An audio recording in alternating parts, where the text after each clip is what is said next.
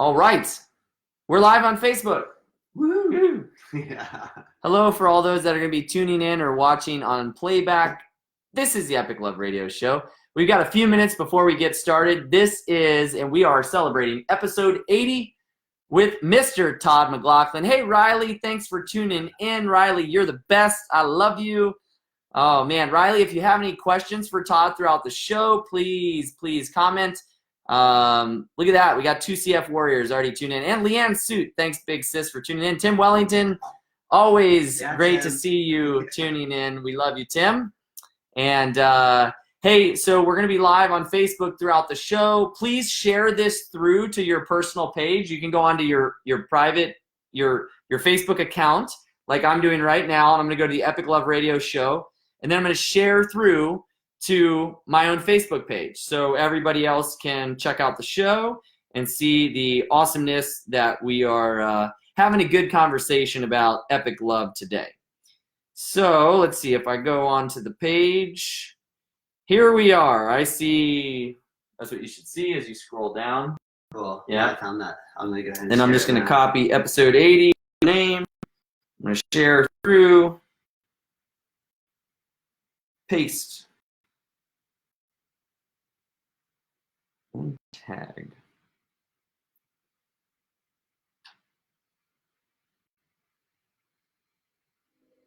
There it is. Boom. Share now. Hosting. Posted. There we go. All right. So if anybody does have any questions throughout the show for Mr. Todd, please fire them off. Comment. We love to see the engagement. So all the likes and love you can get. And remember that this episode will be available on playback on iHeartRadio, Spotify, and Pandora for playback, so you can share it and listen back if you want to share the inspiration. Thanks to all current 7 people tuned in out there in Facebook land. We appreciate it. All right, so we got 2 minutes before we get started. We only have a minute before we get started. So go ahead and put on the handy dandy headphones. Hey, thanks for the hearts and likes. We love that. All right, Casey Kiernan joined. Thanks, Casey, for tuning in. Welcome to another awesome episode of Epic Love, coming soon, right now. I'm trying to get this so you can Cool. also see it. Thanks, Travis.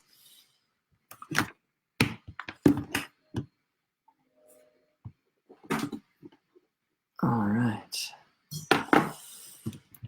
So the intro song for the Epic Love Radio Show is Love Letters to God by Nako. Cool. That's you know Nako?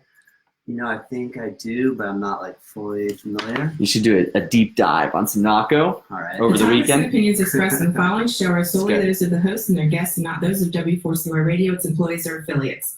We make no recommendations or endorsements for radio show programs, services, or products mentioned on air or on our web. No liability, explicit or implied, shall be extended to W4CY Radio, its employees, or affiliates. Any questions or comments should be directed to those show hosts. Thank you for choosing W4CY Radio.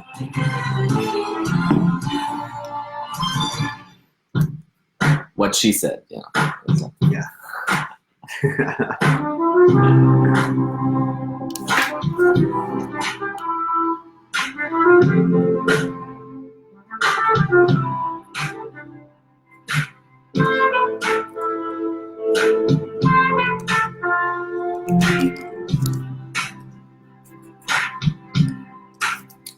Welcome to the 80th episode of the Epic Love Radio Show. My name is Travis Suit, and I will be your host this evening, along with our wonderful guest, Mr. Todd McLaughlin, in the house from Native Yoga. Thanks for being here, Todd. I appreciate you inviting me. Thank you so much. Absolutely. You look so sharp in that shirt. You know, I figured I would go up and above and beyond for you here. It's bursting with color and joy. It's a great manifestation. That's right, my friend. I love it. And, of course, in studio, as always, our wonderful sound engineer, Dee. Hello, hello, hello. All right. Thanks, Dee. She's always bringing a crisp, clear sound from W4CY Radio. Thank you so much. And to everybody tuning out there in Facebook land, welcome to the Epic Love Radio Show, where we are sharing inspiring stories of love through action. Because why not? Right? That's a perfect reason. I mean, come on. We're our our goal is always to promote the positive. There's enough news out there in the world, and we want to bring our own good news to the world, and we do that through what we believe is how we label Epic Love, which is inspiring stories of love through action. And I know you have a few of those inspiring stories to share. So I do have a few stored up here. So thank you, everybody. Danny, Doug, everybody for tuning in out there. We really appreciate it. It's going to be a wonderful show. We've got some great updates, and it's going to be a lot of fun here. So this is episode 80. It's a very special episode because it is a landmark for us to reach 80 episodes, and we're very proud of all of the guests that we've had on the show, and the stories that we've gotten to hear have been remarkable over those last 80 episodes. And for anybody who wants to go back, you can go back and listen to any of them available, and we appreciate it. So if you guys have any questions out there in Facebook land during the show, you're welcome to drop them in the comments, and we love the engagement. So the Epic Love Radio Show is brought to you by the Piper's Angels Foundation, whose mission is to support and improve the lives of families in the cystic fibrosis community. That's how the Piper's Angels Foundation got inspired in the first place, and we appreciate all of the sponsorship to make this show possible through great sponsors like Bahama Boat Works, Margaritaville, Vertex Pharmaceuticals, Dixie Vodka, and Hensler Financial. Thank you guys so much for all of the support. We love you and couldn't do it without you. So the interesting thing about having Todd on the show is that Todd is a great leader in the community. He's an entrepreneur. He's a family guy. He's a father. And he is a very successful yogi. That's kind of a rare combination to have all of those kind of packed into one. And I feel like every time I see you, you also look younger. I don't know how that happens either. I need to go to the same dermatologist maybe. Or... Oh man, I haven't been to the dermatologist in a long time, so I probably should though, being in the sun so much, right? Like in the summertime when we're training and paddling, you think, oh boy, I better cover myself up here. It does matter. Yeah, it does matter. But it must be attributed to your lifestyle. Well, thank you, Travis. I appreciate that. Thanks, man. For sure. Yoga definitely helps. Having a daily practice definitely keeps you moving, thinking positively, in the right frame of mind to, every day be trying to stay on top of doing what it takes to feel good and feel healthy. So that's important. Yeah, for sure. And I think it's really just incredible kind of in the expansion of consciousness and the cultural narrative of the country that like 50 years ago, yoga was like a weird thing.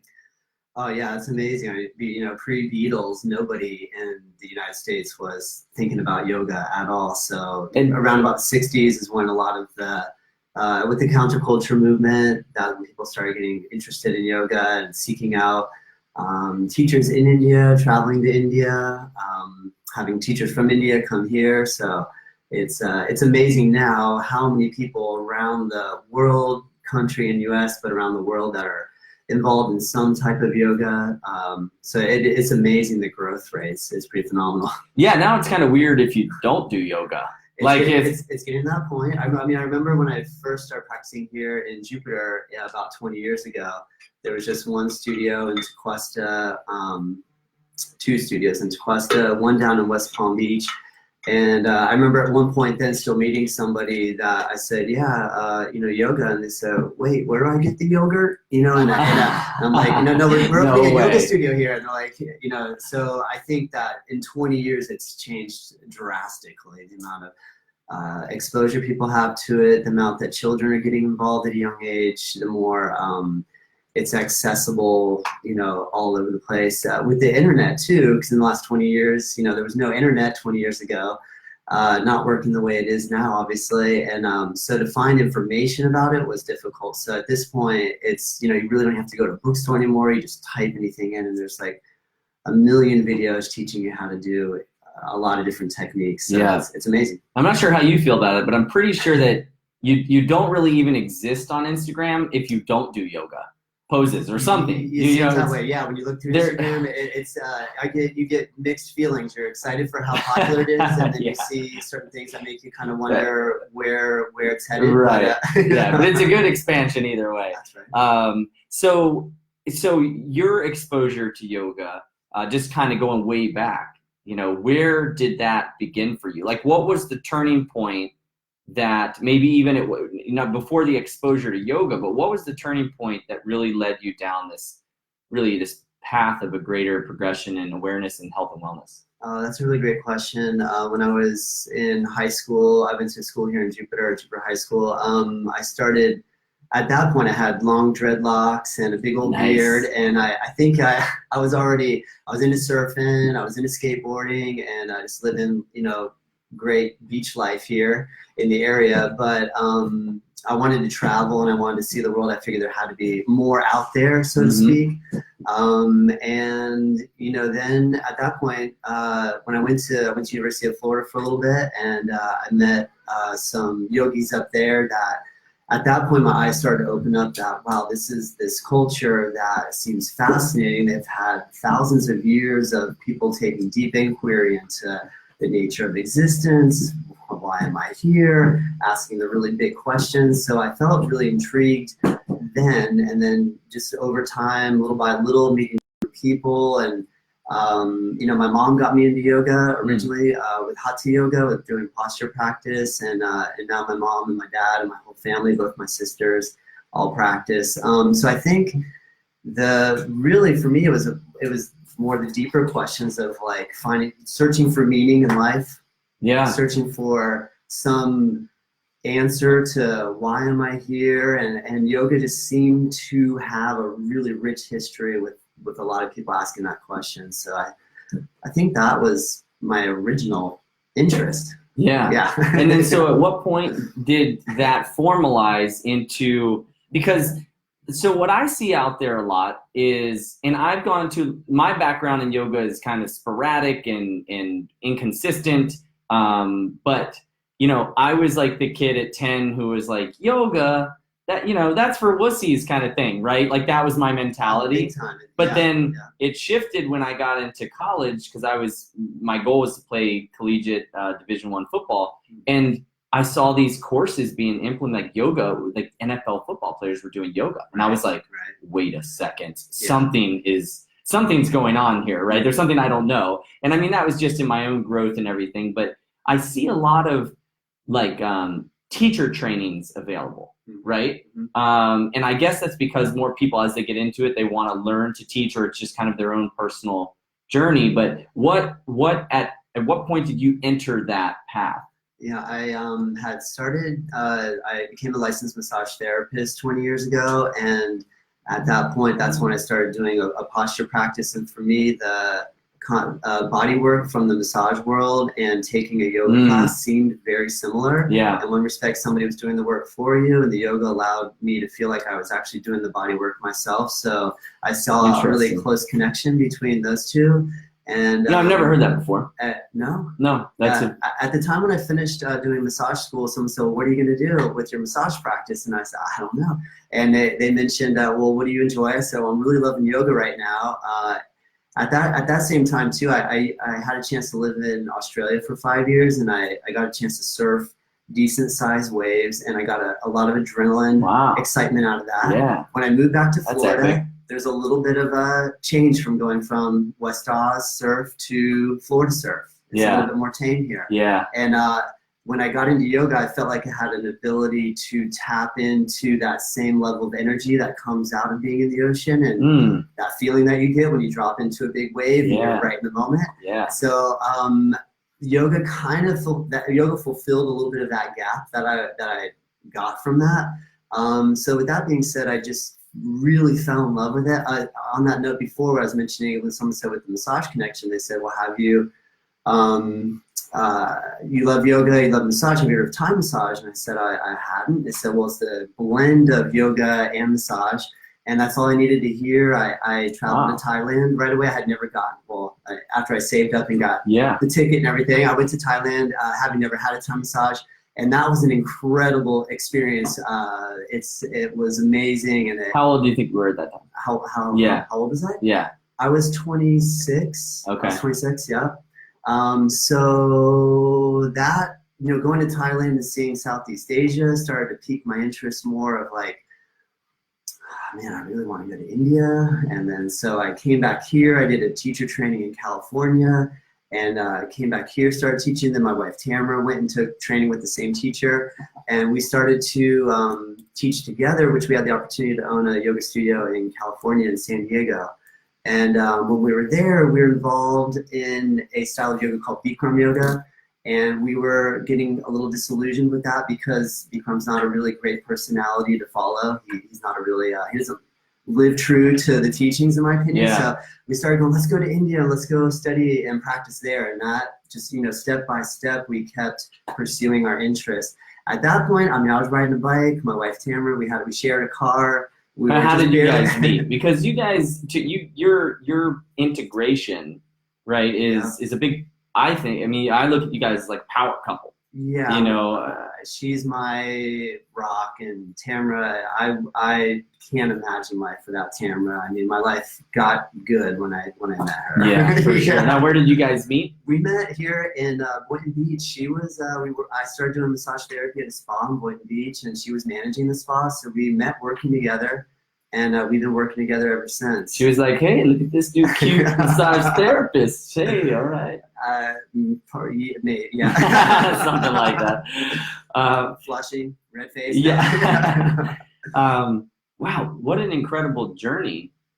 And that's where, when I heard what you guys are doing with the paddleboard adventure, well, I had a friend growing up here in Palm Beach Gardens, his name was Derek Galbraith, and he has cystic fibrosis. And so I was in age, I was like 8, 9, 10, and my best friend lived next door to him. So when I go down to Gardens, this area's changed so much since the 70s and 80s. I remember when my parents used to drive me from Tequesta to Palm Beach Gardens, they would be like, oh man, do we really have to drive all the way down there right now? It's such a long trip. Yeah. And now it's like we can drive back and forth like 15 times a day. It's no big deal. But nonetheless, Derek, I watched Derek go through living with cystic fibrosis, and I didn't really know what that meant at the time, but it impacted me pretty heavily. I saw what it was like firsthand, and when you're at that age too, it's hard to really comprehend life and death and all of that. Yeah. All those elements, it takes time to kind of wrap our minds around it. And so, I guess I'm fast forwarding a little bit to when I heard with this adventure with Crossing for Cystic Fibrosis, my friend Matthias had told me about it. And right away when I heard, I was like, I have to do that, man. That just sounds unbelievable. Then when I heard that it was tied with helping people with cystic fibrosis, that's when I knew that I just, certain things just click where you're like, I got to do this. I felt so fired up. So, I guess, Is Derek jumping around a bit? No, it's a good progression. Is Derek still alive? No. When I come back for a visit here, I've been traveling, and I came back to here to visit my family and my friend who, my friend who knew Derek, who introduced me to him. He said, man, Derek's in hospice right now. Do you want to come see him? And I had a chance to see him right before he passed away, and that was challenging. Yeah. That was difficult. How old was he? He was, I want to say it was early 20s, so about 20, between 22, 23. Yeah. Yeah.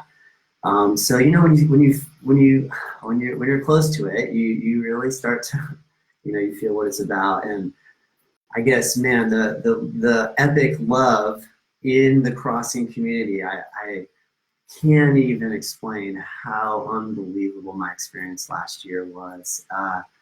And, I had my original ambition of like, I gotta paddle and I want to make it all the way. And I was really driven, but then it really became less about the paddle and more about the feeling that I felt from all of the people, CF warriors that were involved in the experience. Your energy, oh man, like on the beach when we were leaving in the dark, and when you're yelling in the bullhorn, and like my heart, I think I spent all my adrenaline before I even actually got onto the beach. Like the day before, I couldn't sleep. I was so jacked up, and I I think when we actually started paddling is when I started feeling good again. Yeah. I was actually could relax. But prior Yeah. to that, the amount of energy that was over there, it was unbelievable. So anywho, Well, shout out. You do That's an amazing job. Thank you. Yeah, so shout out to Derek Galbraith and his family.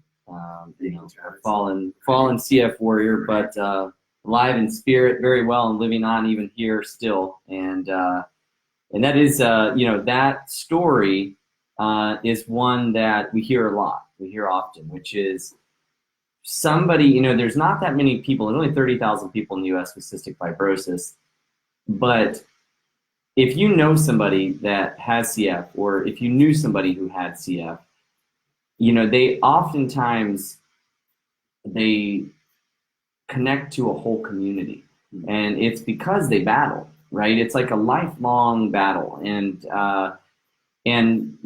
that's one of the aspects I think of what we do with Piper's Angels and with the Crossing that I have come to appreciate so much is actually being able to honor them.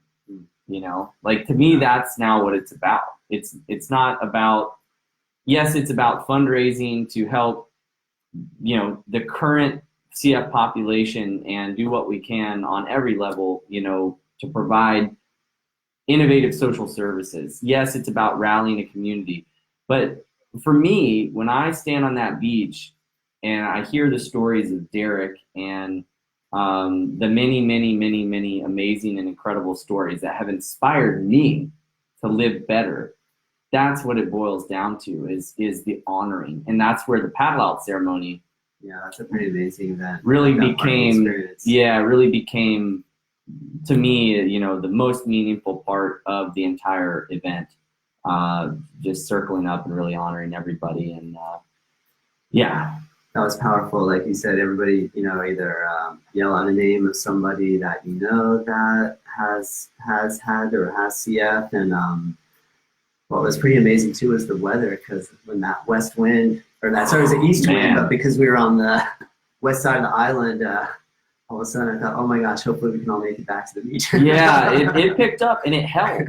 It was so interesting how it held, and it was almost like the energy of, the moment matched. It was intense. Like there was like this collective consciousness of nature, and then it was like this intense moment, and it all happening, and then as soon as we kind of released that, we all headed back in, then it just kind of went away.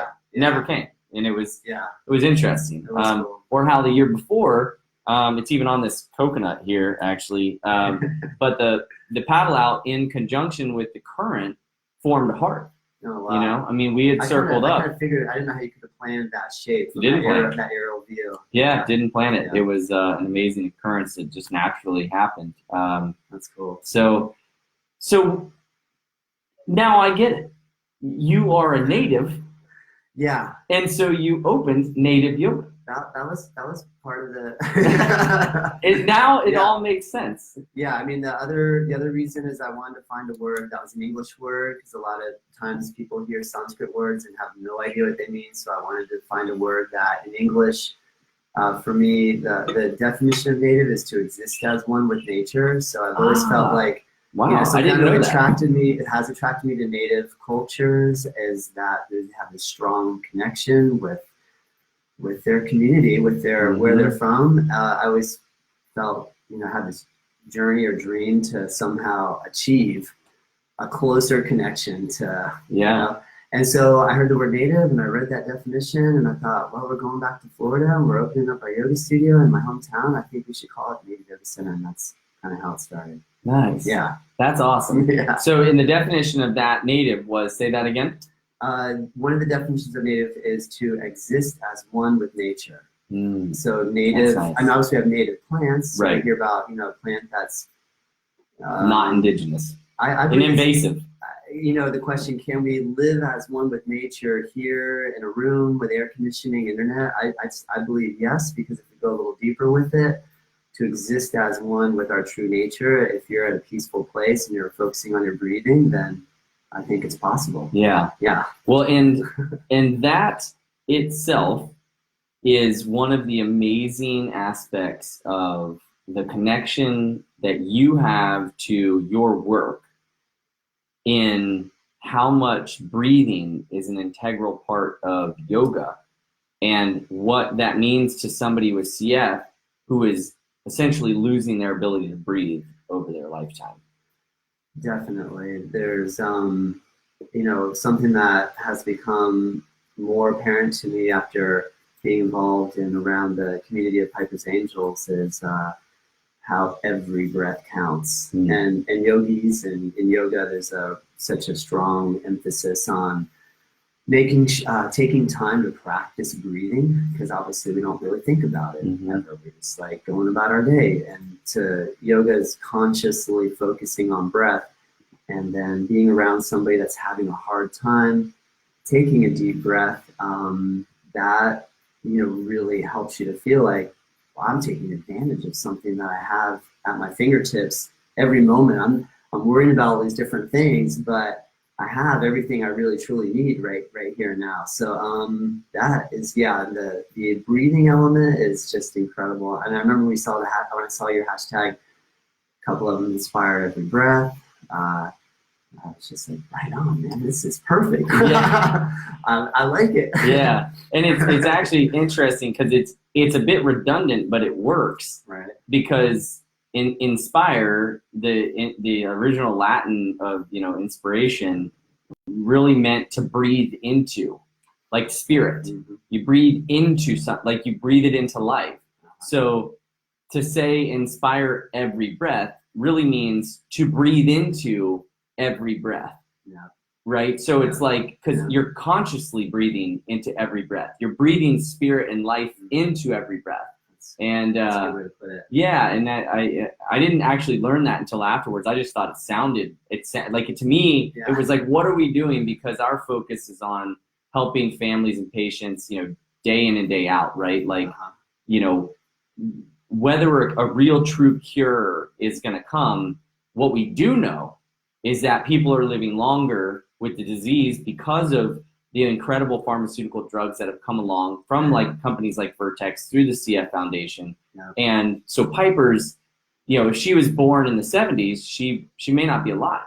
Whereas now, I mean, her chance to live into her 20s, 30s, 40s, 50s, it's out there, but the bottom line is they're still going to face end-stage lung disease at some point in time. So the paradigm has shifted, and it shifted from people fighting not to die to people fighting to live, right? Like to live the greatest version of themselves. And that's a huge paradigm shift because it presents all kinds of different new challenges in the landscape of cystic fibrosis.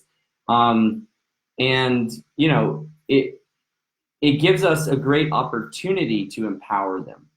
And that's where I think, our role comes in is, and that's what we literally, it's like anything we can do day in and day out, we're fighting for that. We launched a program with Matt Cardone called Unmasking Mindfulness. That's right. That sounds amazing. When we were at the CF conference in Nashville, the whole entire conference was about mindfulness. I mean, not in the traditional lineage sense, but it was in the sense that every aspect of taking care of these patients or giving care to these patients and them coming into clinic, them having anxiety, stress, depression, because now they're going to live longer, right? But, they're facing all these new complications. And, if you passed away at 20 years old, you really only had so much time to really think about and consider your life and what that meant. You really only could live for what it was. But if you're going to live to be 40, and now you're going to face your 20s and your 30s, you're an adult. Yeah. And that, what does that mean to the families? What does that mean to the patient? Like we see a lot of young women that have CF that, now it's a big question. It's a big risk. If you're a woman with CF, and you're 28 years old, 30 years old, and you have 40% lung function, and you're married, do you have children? Yeah. Do you take that risk? It could kill you. Like, it could, and I mean, it has. There's been examples where it has. So there's all these new things that come up. That come up that we weren't even really thinking about before. For sure. And that's what, looking at it from an innovative perspective, that's what it's the whole kind of mission and goal is. That's awesome that you're focusing on, or being able to see how it's evolving and shifting and getting ready to try to answer those questions, I suppose. Yeah. Yeah. Well, and I think it's really my own kind of expansion and growth, and personal growth.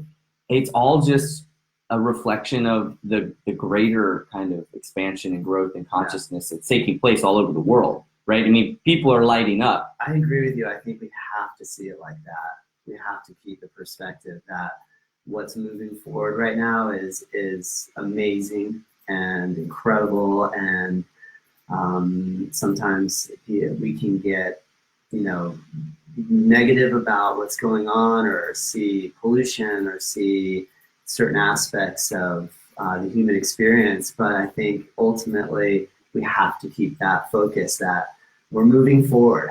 We're moving forward to something amazing and incredible. So I agree with you. I think that if that's when you get into these really core elements of like putting your focus somewhere, it's incredible. How necessary that is. Yeah, for sure. Yeah. I totally agree. Being present is it's powerful, and it's interesting because technology has a big part of that, right? I mean, we have people tuned in on Facebook. Thank you everybody for tuning in. Jennifer, Jason, Buzz, Danny. Yeah, Buzz. Danny says infinite gratitude for the example they embody, fighting for breath, fighting for life. Jimmy George, Bob Kaywood. Jimmy George was the first human being to make a donation to the first crossing ever in 2013. Awesome. My goal was we were going to do 90 miles. I didn't realize it was 100. We were going to do 90 miles, and I was like, okay, this would be an epic goal if I got $100 donated per mile, right? I was like, so 90 miles is $9,000.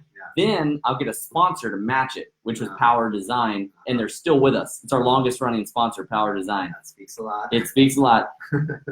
And out of nowhere, I posted it on Facebook, and I didn't know Jimmy. Jimmy didn't know me, but he saw what it was, and he made a contribution. And it was funny because like my sister just tuned in. My family wanted to be like, I think my mom wanted to be the first one to donate for mile one. I'll be number one. Mom's going to support. And he like beat her to the punch. And I was like, oh man, Mom, I don't know this guy, but we've been friends ever since. And he's come down and we've hung out. And, that's just, I don't know, sometimes the connections and this idea that, every relationship you have. This is what my human resources teacher taught me in college, one of the greatest things I ever learned, because I put it at the front. It's like my preface to every relationship I ever start with anybody. It's like, well, I believe in long-term mutually beneficial relationships. Like, we're not here to like, okay, you did it and we're moving on, like use and abuse. Like, that mentality does not work for building relationships and communities. So, here we sit and it's like, well, 5 years from now, 10 years from now, I mean, who would have known that Jimmy making a donation in 2013, it's 2020. I hear you. It's incredible. It's wild. And that was simply through Facebook, right? That we have this technology and this platform to share. And, that's a big part of why the world is moving so fast. I agree. But it's why we have an opportunity to do amazing things. I agree. We have to keep the focus that let's use everything at our fingertips to our advantage. And there's a lot of different schools in yoga.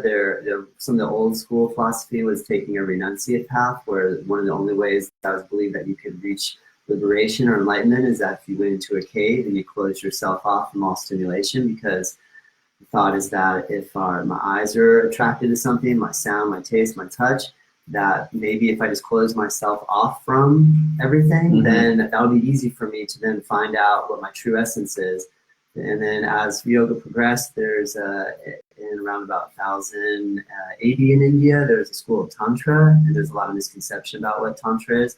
But Tantra in its essence is that you use the world, you use what's around you for your enlightenment, for your greater well-being. So I think keeping that sort of perspective is really important when we have, you have a paddle board and you have a paddle, and like, how did I get this thing? This is amazing. You're out in the water, you're in the middle of the ocean, and you pare it down though. So there's definitely something to be said with this incredible speed of technology. But I have to say one thing about the crossing, being in the middle of the Gulf Stream with a paddle on a paddleboard. Now, of course, you have a safety boat, right? So it's not like you're fully like, old man of the sea out there, but you feel this connection to an old tradition too, where the way people get around or got around was with your own volition, your own muscle power, and then the amount of focus and thought power that you have to stay on it is amazing. So I think the combination of, yes, we're using Facebook Live, we are using tons of incredible technology that's at our fingertips right now, and using something that's really old school and merging those two together, I think is the future. Yeah. Using old school technology with the new and somehow marrying it together, I think is where, that's my vision, or one of my visions. Using old practices like yoga, and but I love social media, and I use my phone and my computer, and I love communicating and trying to get message out and that sort of thing. So I think you gotta go for it. Yeah, it's where it's at. I mean, it definitely, it's like anything. There's the yin and the yang. There's a constructive and destructive side that can take place. But I think it's interesting because you use the word enlightenment, and I think that most people, this is just my perspective, have this idea that enlightenment may be this like level of attainment that you do only get after years of yoga practice or decades of meditation, or that there's only special people in the world that are masters, and that they were maybe just born with that gift kind of thing. I know that was at one point when the word enlightenment or enlightened kind of was this aloof, mystical, mysterious thing. But I've been challenging people to think recently. I love this. This was an insight that came up for me, was instead of thinking of yourself as a human being bringing light into the world, think about yourself as a light bringing human into the world. Yeah. Right? And that I think relates very much to yoga, because what is the definition of what most people do know? It's like the go-to. Yeah. What does namaste mean? What does it mean? Yeah. When you take a namaste and you make a namaskar position with your hands at your chest, you're honoring the light, or you're honoring the essence in you that is the same as the essence in me. So there's this kind of understanding that we are all connected and we're all one. So when you say namaste and you bow to somebody, you're also, you're just acknowledging that, hey, I see you and me. So like an ancient metaphysical spiritual high five. Pretty much, yeah. Like, that's what it is. Yeah. We're here together. Recognition. Get it? I see you. Yeah. Right? I see people. I see you. We're on the same, right. Or let's come to a common ground here. Let's not fight over this. Let's not shoot bombs over that. Right. Let's come together. And it sounds cliche, but that's our mission. I mean, this is why we're into this stuff. Right. Yeah. At the same time, though, you could, in that same sense, if I'm honoring the light in you, you're honoring the light in me, there's still some level of, like, you almost perceive, because we're using language to describe it, of separation. Yeah. As if you're different from me. Like, you have your own light, and your light, and then I got my light. Yeah. So it's like, okay, I'm gonna recognize, but really, and I like the humor in this, but if I am you and you are me and we are it, then it's just like a metaphysical spiritual high five of, like, we're awesome together. Like, it's our light that is, like, I'm seeing yours and you're seeing mine, and we're realizing. Yeah. This is a really good point, Travis. This is kind of where there's a lot of stuff going on. Obviously, as we know, there's a ton of stuff and energy moving around the world right now. In the yoga community, the way that it's primarily been structured is that, think of like a ladder, and just like you were saying, I'm going to climb this ladder, enlightenment's at the top, I hope I get there one day. I might never make it, I'll do my best. And I think that puts people up on the top as well, or people put themselves up on the top. So that people have to climb up to them. Mm-hmm. And what we're trying to do in the yoga community now, some of us are trying to make the ladder a circle. Mm-hmm. There's no top. Yeah. There's no bottom. Right. And enlightenment is if you choose to try to tap into it, and whatever joy you feel, you hit it. Right. For sure. Super simple. And you're not like striving for something your whole life, feeling I've never gotten there. Right. You're in it. We're in it right now. This is it. I think, it's important to contemplate, because otherwise we push, and we're miserable, and we're like, when am I going to get there, Yeah. Yeah, you keep working at it, trying to kind of open up that can, but, just accepting that, where you're at is what it is definitely helpful. And I think that acceptance factor plays so huge into, you see it a lot in the clinical setting, that I was just discussing this with Megan, who is on our advisory board and helps with some of our programs for CF, is like that deep acceptance of things being where they are and how they are, and like for CF patients, there's a physical suffering, there's a mental suffering, there's a financial suffering, there's like this whole world of different variations of pain and anxiety, and that could all exist, and like finding your peace and accepting where you are in the midst of that storm is pretty wild. That is, man. That's powerful. I hear you. So we got a couple comments here. Tim Wellington tossed out, today is the tomorrow you worried about yesterday. Love that. There we go. There's a circle. Leanne said, while living against the odds, we still have to dream and believe of the possibility to live out our life to its fullest potential, setting out to gain the most of the gift of life. Nice. And Nikki says, the boys are enjoying learning yoga at their school. These are my nephews. Oh, that's awesome. Who are, they're young. They're like 5 and 8, and they're learning yoga at school. That's so good. I know there's been a, like you said, we remember as a kid, we were like, that's for sissies, or that's a wussy thing, or something like that. And it's totally changing now. It's like, I feel like that's out the door. That's kind of been out the door a long time ago. It's really cool to see that, as we have more, famous people that are athletes / whatever their genre of being famous is, based conservative, when people see that, oh, they're doing yoga as well, doesn't mean I have to leave my life behind and become a renunciate monk, or I can't maintain my, authenticity. It's the opposite, where that's how we it helps. These are practices that potentially will help us find our authentic. Some people are famous for being bananas. Some people are famous for being bananas. I have to say, Paul Smolchek joined in all key type. Yes, Paul. In all caps was bananas with 500 exclamation points. I'm glad that we got to bring this up.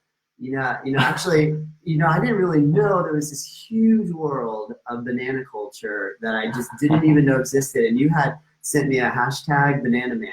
Yeah. I had never even on Instagram or social media looked into any of this. And when I looked into that hashtag, I was like, oh, I couldn't believe the amount of humor around bananas. So, some of us, defend the banana. Yeah, and interestingly enough, that tropical fruit is in my lineage. My grandfather drove a truck from Miami all the way up the coast in the 40s and 50s.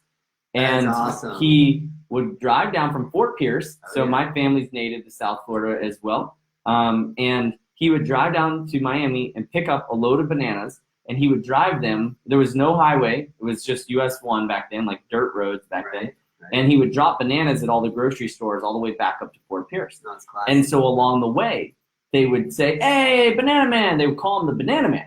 And I didn't even know that until later on in my life. My dad brought it up after I'd been like wearing a banana suit, running around parties, and like, I'm telling you, because I liked island music and that kind of thing. It's in the genes. It's very empowering to wear a banana suit. I just have to tell you, especially if you dance in it. It breaks the seriousness of the situation for sure. So yeah, man, I'm a big fan. I've gotten a banana suit since the crossing, and you launched a page. And I what? You launched a page. Oh, I launched a page. Yeah. If you go on Instagram, it's at bananas with the number 4 Yep. crossing. Yeah. Bananas for crossing. Check it out. He's So got some awesome posts. It's so much fun. I mean, when I saw that come up, I just have to tell you, it made me so happy because I am a firm believer that, it's one thing. You can be sincere in life. And actually, Alan Watts, who's a great teacher, philosopher, author, yes. he talked a lot about this. There's a big difference between being sincere and being serious. If you tell a little kid, hey, I'm being serious, you need to quit that. Or, if the moment you get into that mode, you're on lockdown, right? Like everything in life sucks. Nobody wants to be serious. But the moment even you can communicate this to a child, the moment you say, look, I want to be really sincere with you right now. This isn't a serious thing. I want to be sincere. Even they understand that, and it unlocks this openness and this like softness to the conversation that you can get into, especially around deeper, heavier topics like cystic fibrosis, dying, like things. I mean, that can go pretty heavy. That's kind of what I was thinking. If I just use my banana costume and get people's attention and say, I'm trying to fundraise, and would you be happy? Would you be, maybe they'll go, what in the world is this guy on about, a banana costume, Maybe it'll just help them to get their eye a little bit, and obviously we have tragedy and we have comedy, and, we got a lot of that in our life, both sides of it. So you got to get the comedy element going. I love it. And the tropical fruit works. So we love you, Daddy, and proud of you, Ethan and Priya. Love you guys so much. My son Ethan and daughter Priya, you are the greatest things in my life, and I just thank you, and I'm so glad you're listening. And oh my gosh, I feel like my heart's starting to warm up right now. So speaking of hearts warming up, so we got about 7 minutes left on the show. Time flies when you're having fun. It does that one quick. I'm curious, who in your life, when you think about who brought epic love into your world, most? Who was that person or people? That's a really tough list of folks, but the first person that comes to mind is my yoga teacher, Tim Miller in California. I feel like he helped inspire me tremendously to believe in myself. What were his defining characteristics? Tim is a really hard worker. He is genuinely has his whole heart into his yoga practice, and as a teacher, he just I connected with him and just had this feeling of appreciation and when I think about him, I feel good. I just think about him. It makes me really happy just because he was just so down to earth and so honest with me and just so real. And he was a bhakti yogi, so he would sing devotional songs, the Hanuman Chalisa, and I try to live up to his standard, and I sing the Hanuman Chalisa every week at the studio. And through that experience of singing and you trying to sing from your heart, changed my life. That was a good experience. Yeah. What is the Hanuman Chalisa? So I had written a blog post that you had asked about when we were on the crossing. And there's a book in India called the Ramayana, and it's an old text, and it's a mythological story about a monkey, which I love because he loves bananas. I love monkeys too. And Hanuman is a devotee of Ram and Sita, and Hanuman is the ultimate devotee. And whatever Ram asks Hanuman to do, Hanuman will do it without any question. And at one point, Ram says, "Hanuman, I need you to jump from India all the way to Sri Lanka." And he doesn't believe that he can do it. One of his in the myth of it is that he can do anything in the world, but he can't remember it. He's been cursed to not be able to remember it. And when someone sings Hanuman or chants to Hanuman or just says, "Hey, Hanuman," then Hanuman remembers that he can do anything, and that's like a little reminder for us that we could probably do more if we attempt it. Yeah. So that's a very short breakdown of what the Hanuman Chalisa is about. It's just reminding ourselves that that there's infinite possibility. Yeah. Wow, that's beautiful. That is Thanks, really Rosie. beautiful. We'll have to Thank you. share that and post that on the I will. Epic Love page. Have it on So as we wind down, who out there in the universe do you have anybody you want to give a shout out to or a special thank you? I do. You said I made a list really quick when you mentioned that. You might ask me this question. I want to give a shout out to Matthias Fretz because he's a big inspiration to me. My friend Julie Allen, who we're also good friends with. Julie, you're a huge inspiration. Gunther Schwartz, man, totally fired me up. Can't wait to see you this year. Out on the water, it's going to be insane. Super proud and stoked to be your friend. I want to say hi to Buzz Rusher and Katie Roundtree, paddlers. My friend Sue DiCostanzo, big help in my life, and then of course I have to say how much I love my wife Tamara. Thank you, Tamara. Yeah. And Ethan and Priya, of course. Yeah. For sure. What about you? I know you got to wrap it up. We got to wrap it up. Yeah. One or two people or three or four. I want to say thank you to you for sure Thank for you, being Travis. such a great leader and light in the community. And it's really been. When I think about you, I smile. I really do. I mean, I need nothing else, and I think that's one of those beautiful aspects, of a masculine love is like, I don't need anything from you. You don't need anything from me, but we love each other and we're here to support each other in any way we can. Thank you, man. And I'm very, very grateful for you, your family, the community that you have cultivated is beautiful. And really it makes me feel good about being here in this community, like being a part of it and doing things like this, Epic Love, and just, it is what it is. If it wasn't for Dee showing up, if it wasn't for Dean who created W4CY, we wouldn't be able to put this message out into the world. I mean, look how many, we've got dozens of comments, beautiful love people are sharing and reflecting back to you and to us and Todd McLaughlin's story. Really powerful. So, and for me, it always, for me, the gift, really Piper changed my life, and as a beautiful gift of love and light, I just look at, any way I can empower her and keep lifting her up. And she has taught me so much, and cystic fibrosis has taught me so much, and all the CF warriors out there who have battled and really shown what it takes to make the most out of life when you're faced with the most challenging of circumstances. Oh, man, yeah. Powerful. Thank you. So, but thank you for coming on the show. Thank you always to everybody tuning in. Please share the show. Go on, write a review of the show. It takes 3 minutes to write a review. I know it's time, but I want to thank you and thank Todd. You guys can listen to this show on playback or share it from iHeartRadio, Spotify, or Pandora. Please stay tuned in to the Epic Love Radio Show every Wednesday. We'll be back at you next week at the same time, same place. And just keep sharing inspiring stories of love through action. Keep being the inspiring story of love through action and promote the positive. Yeah. Nice, Ralph. Awesome, Travis. That was so fun. That's fun, right? Goes Yeah. by We're so still alive. fast. Yeah. So we got some other comments here. Sue said, I got a shout out. Yeah, Sue, you know it. Leanne, Laura said, the monkey. The monkey, she's a monkey fan. There was a spell check on. Oh, darn spell check. Jai Hanuman. That's right. Tamara's a fan. Danny said, hardworking, full heart, honest, sings from the heart. Oh, that was your Yeah. defining characteristics of Tim. Oh, there we go. Right? Yeah, that's right. Yeah, and Danny is a singer herself, and singing from the heart is something she does beautifully. So, nice.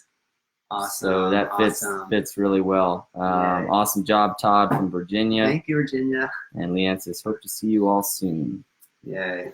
Well, thank you guys so much for tuning in. We love you. And anybody got any post-show questions for Todd?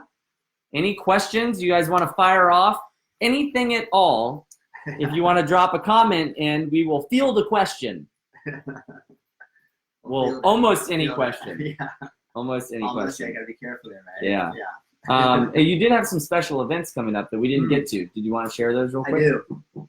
I of course, like, how do you, there's like 1,000 people if you want to shout out to, but my friend Sheila Griffin, thank you Sheila, she put together an event called Good Karma, Great Cause. We're doing a silent auction to support Piper's Angels on April 5th at Native Yoga Center, 11 a.m. to 1 p.m.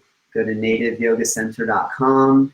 There's we're gonna be raffling off goods, so it's a silent auction. 100% of the proceeds go to Piper's Angels.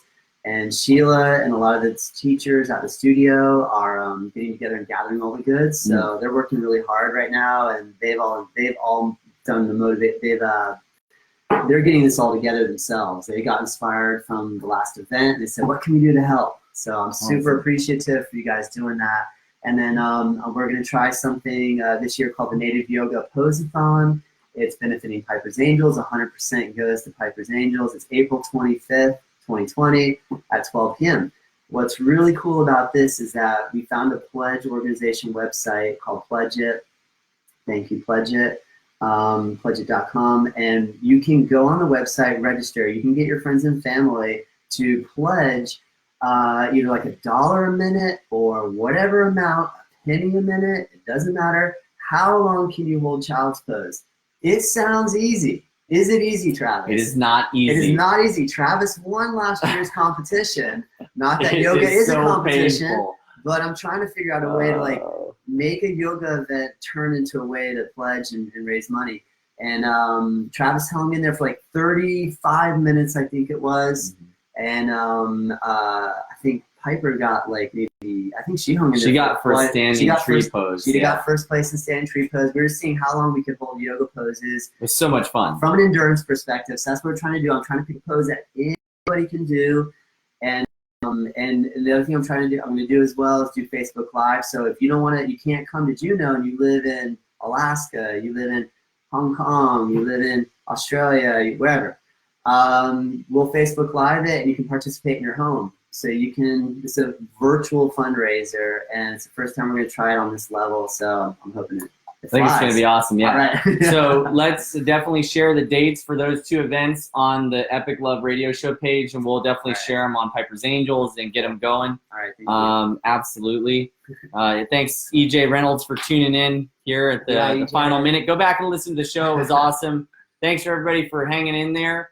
And, man, I'd love to have you back on the show again in the future. It was a lot of fun. Thank you, Trevor. It's nice to spend a good quality conversation together, Thanks, even man. if it's on the mic. That's right. It's great. All right. Have a good night, everybody. We love you. Love you. Thank you.